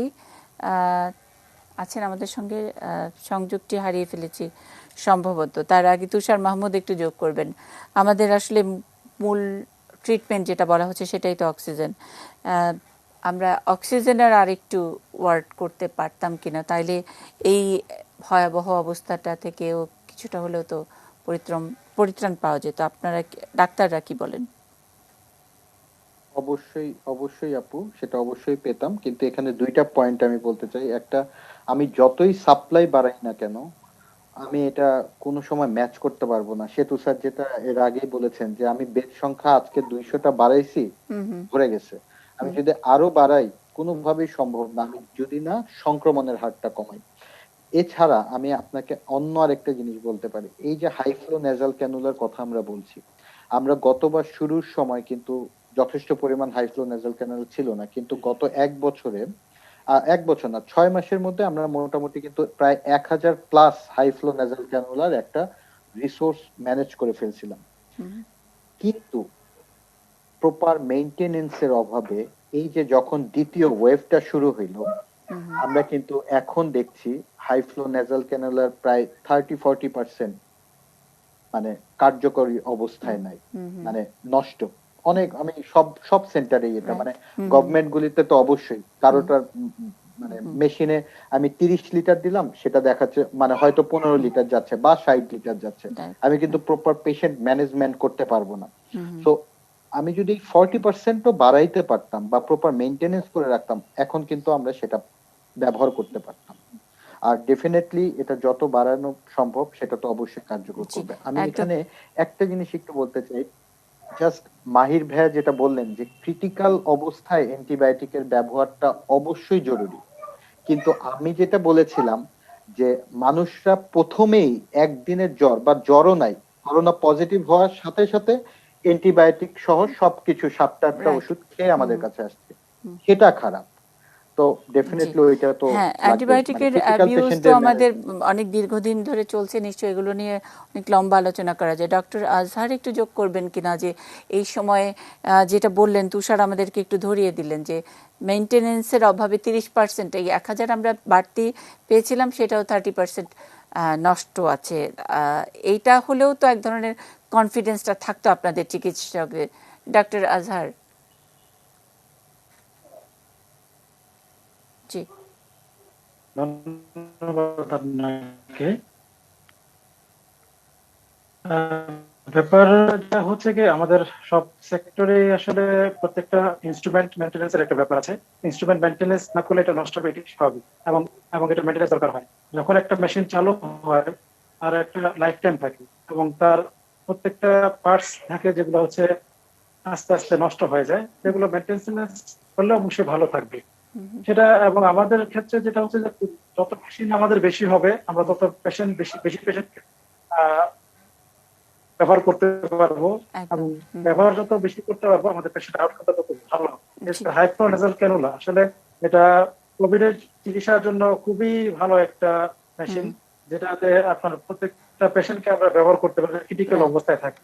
মানে পেশেন্টটা যদি প্রপারলি হয়, আমি যেটা বলেছেন যে আমি 30 লিটার ফ্লোতে দিলাম, দেখা গেলো সেটা 15 দিচ্ছে, 60 দিচ্ছে, আমি যেই উদ্দেশ্যে দিচ্ছি এবং যে পরিমাণ দিচ্ছি সেটা যদি অ্যাডজেক্টিভ না হয়, তাহলে এটা আসলে প্রপার ইউজ হলো না। এটা আসলে খুবই মানে আমাদের এই দুঃসময়ে এরকম ভাবনার সময়েও আরো একটা দুর্ভাবনা নিয়ে এসছে যে এমনিতেই কম, তারপরে কমের উপরে যেটুকু যোগ হয়েছিল সেটুকু আমরা ঠিক করে মেনটেন করতে পারিনি। শেষ মন্তব্য আমি দীপঙ্করের কাছ থেকেই নিতে চাই। অভ্যাসটাও নষ্ট হয়ে গেছে আমাদের, আবার এত লেজে গোবরের অবস্থার মধ্যে এই করোনার সময় এসে আসলে প্রথম করোনা আমাদের দুর্বল জায়গায় যেমন আঘাত করে, স্বাস্থ্যখাতের যে সবচেয়ে দুর্বল, সবচেয়ে অব্যবস্থাপনা, সবচেয়ে দুর্নীতি, সব ওই জায়গায় করোনা এসে বড় করে আঘাত করেছে। যতটুকু আমরা একটু সারিয়ে তোলার চেষ্টা করলাম, সেখানেও আবার এক ধরনের ঢিলেঢালা ভাব এসছে। শেষ মন্তব্যটা আমি একটু দীপঙ্কর ঘোষের কাছ থেকে নিতে চাই, শেষ করব আজকের অনুষ্ঠান। আসলে আমি এটাকে আঘাত করব না। আমার দেশে করোনা আসাতে হয়তো আমরা আমাদের দুর্বল জায়গাগুলোকে ভালো করে চিনতে পেরেছি। আমাদের স্বাস্থ্য ব্যবস্থা কথা বলছিলাম, সেই জায়গায় যদি একটু আইসিইউর যে ব্যাপারটা আসছিল, আইসিইউ অবশ্যই প্রয়োজন আছে দেশের, এখন দেশের ক্রাইসিস। তারপর আমি চিকিৎসক হিসেবে ব্যক্তিগত মত হিসেবে যেটা বলবো, এই আইসিইউর বেড বানানোর পাশাপাশি এক্সিস্টিং যে বেড বা সিস্টেমটা আমাদের আছে, এখানে যদি হাই ফ্লো নেজাল ক্যানুলাগুলো অ্যাড করা যায়, বিশেষত রুইউল কিন্তু প্রাথমিক ডিমান্ড থেকে অক্সিজেন, আইসিইউ কিন্তু সবার প্রথম ডিমান্ড না, দরকার নাই। আমি যদি প্রাথমিকভাবে যে রোগীর অক্সিজেন ডিমান্ডটা সেটা ফিল আপ করতে পারি, তাহলে কিন্তু অনেক রোগীকে আমরা কিন্তু চায়নার আদলে বাংলাদেশে একটা মেকশিফট হাসপাতাল দেখেছিলাম, বসুন্ধরা গ্রুপের একটা মেকশিফট হাসপাতাল, এবং সেখানে সরকার বড় অঙ্কের টাকা ওখানে একটা বরাদ্দ দিয়েছিল, সেটা নেই কেন? এরকম হসপিটাল সেট আপ করে আমরা যদি আইসিইউর বেড না আবার একটু অক্সিজেনের ব্যবস্থা করি, যাদের অক্সিজেন ডিমান্ড বাড়ছে, নেজাল ক্যানুলাতে যেগুলো সজ্জিত করি, যথাসংখ্যক ডাক্তারকে আমরা সেটাকে নিয়োজিত করি, এমন হয় আইসিইউ বেডে যাওয়ার মতো রোগী অনেককে আমরা আইসিইউতে যাওয়া থেকে ফিরে নিয়ে আসতে পারবো, যেহেতু আমাদের আইসিইউর আউটকাম ভালো না। অতএব আইসিইউতে না গিয়ে তার আগে যদি আমরা বেশ কিছু রোগীকে ভালো করতে পারি শুধুমাত্র অক্সিজেন সাপোর্টটা দিয়ে, তাহলে আমরা আইসিইউ ক্রাইসিসটা থেকে আমরা বের হয়ে এসে বরঞ্চ অক্সিজেনের জায়গাগুলোতে আমরা বেশি সাফল্য লাভ করব। আইসিইউতে যাওয়ার আগের ধাপ যদি হয় অক্সিজেনের ব্যবস্থা করা, আর অক্সিজেনের ব্যবস্থা করার আগের ধাপ যদি হয় আপনার আমার সু অভ্যাসগুলো, অর্থাৎ আমরা স্বাস্থ্যবিধি মানা, মাস্ক ব্যবহার করা এবং এই করোনাকালে অনেক অনেক বেশি সচেতন থাকা, তাইলে আমরা কেন সেটা করব না? আসলে জীবন এবং মৃত্যুটা বোধহয় আমাদের যার যার হাতের মধ্যেই রয়েছে। করোনাকালে এটা অনেকখানি স্পষ্ট, আমরা বাঁচবো কি মরবো সেই সিদ্ধান্তটা আমাদের আচরণের উপরে নির্ভর করবে। আর বাকিটা তো থাকলো বাকির খাতায়। নিশ্চয়ই আমরা সবাই ভালো থাকবো, নিয়ম মানবো, সুস্থ থাকবো।